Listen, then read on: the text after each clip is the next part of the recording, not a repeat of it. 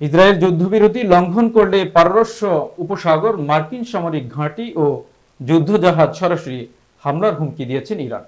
New York টাইমসের এক প্রতিবেদনে বলা হয়েছে, তেহরান এমনকি হরমুজ প্রণালীও বন্ধ করে দিতে পারে, যা বিশ্বজুড়ে জ্বালানি সরবরাহে ভয়াবহ সংকট সৃষ্টি করতে পারে। প্রতিবেদনে বলা হয়, ইরান আত্মবিশ্বাসের সঙ্গে যুদ্ধবিরতির সিদ্ধান্তে পৌঁছেছিল, এই বিশ্বাসে যে সম্ভাব্য যুক্তরাষ্ট্র বা ইসরায়েলি নতুন হামলার মুখেও তারা তাদের অবস্থান ধরে রাখতে পারবে। এমনকি যুদ্ধকালীন অর্থনৈতিক দুর্দশা সহ্য করতে প্রস্তুত রয়েছে তারা।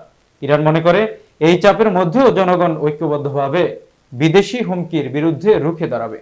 নিউ ইয়র্ক টাইমস আরও জানায়, ইরান দীর্ঘদিন ধরেই যুক্তরাষ্ট্রের সঙ্গে সরাসরি সামরিক সংঘাতের প্রস্তুতি নিচ্ছে।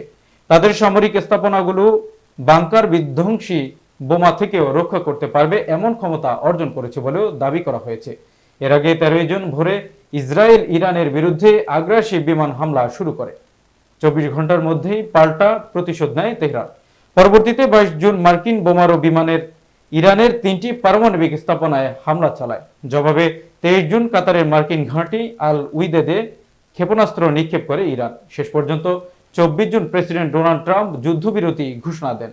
ইসরায়েল তা গ্রহণ করে এবং তেহরান জানায়, তারা ইসরায়েলকে হামলা বন্ধে বাধ্য করতে কৌশলগত বিজয় অর্জন করেছে।